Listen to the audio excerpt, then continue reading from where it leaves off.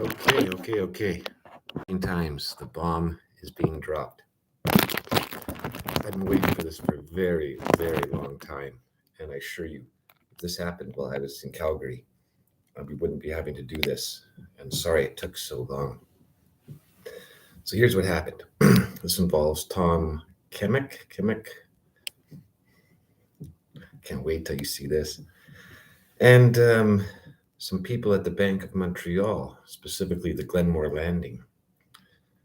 All right, here's what happened. I was in China, and at the family home, a letter had arrived saying I owed the government $4.1 million, or was it 4.2? I thought I was worth that much to the government.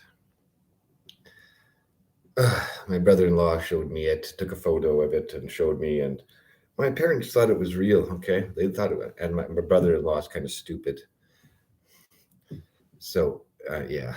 Well, he's kind of smart. He knew it. He's like, yeah, we're pretty sure this is bullshit. And I'm like, yeah, let me look at this. So I don't actually have a physical copy of it or a screenshot from my brother-in-law. My family's private, and no. You're going to have to look for that yourselves, or just ask Tom and the conservatives there. I'm sure they have a record of that. Ooh, live, no pause. Okay, so this letter arrived at my parents' house, and yeah, I'm not in the writing, and yeah, that's the kind of junk mail that's not really cool. So I tracked it down. I'm a pretty good investigator myself, believe it if you want. And yeah, it came down to a financial advisor at the Bank of Montreal. Now, I don't want to racially profile. Oh God, racism. Blah, blah, blah. It was a, oh God, how do I say this without sounding racist and sexist? Indian woman, dot, not the feathers. I'm sorry, it could be Sri Lankan, Bangladesh, Pakistani for all. I'm sorry. I just have to say that. So that's where the leak came from. Okay, that's where the leak came from. I know my online digital footprint.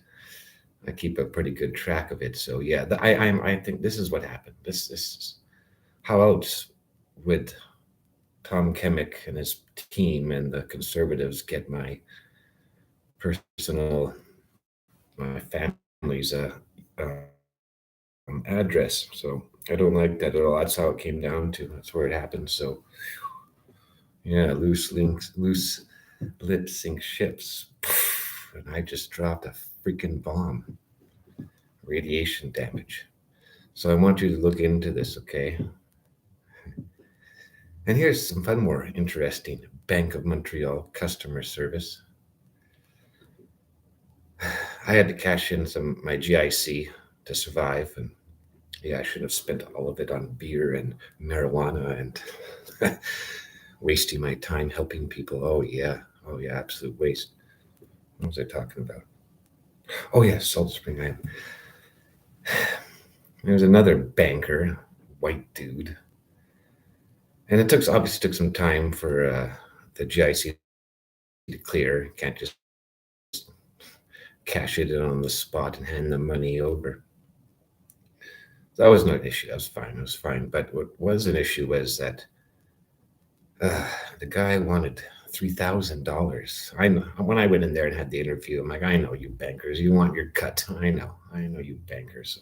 Flip the table, you son of a bitch. So I better hurry this up. Come on, quickly. So I got a phone call from another manager. And yeah, the tone of her voice was like, "Oh yeah, sorry. We're only taking a couple hundred from your GIC. I had to what do you call it? Liquidate it before it matured.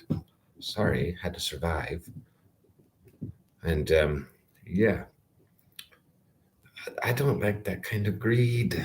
All right, that's not cool. It's not cool, especially when it involves my personal information, my family, and oh Jesus, Allah.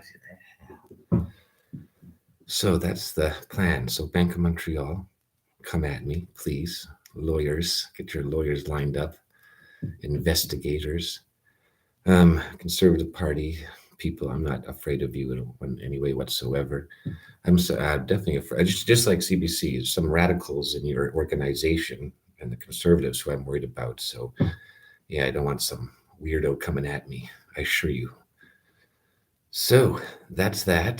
This is a lesson in, how you call it? Oh, yes, public interest, forcing accountability, transparency, and oh, gosh darn, I love democracy.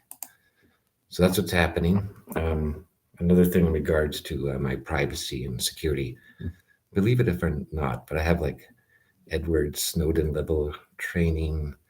I've been to Iran. Argo, fuck yourself, okay? So I can disappear in a second. In this, I'm from Calgary. You two are Edmonton. Sorry, maybe we should hand this over to the Calgary desk. But yeah, I can disappear. And oh yeah, in my own city. Sorry, city that I'm from. And yeah, just absolutely disappear, and no one can find me, and only I can check in. So yeah, that's the plan. That's what's happening. This is it. Heads are gonna roll, I assure you. Mm-mm. Can you give me $800 for my rent? Yeah, contact me when you're ready.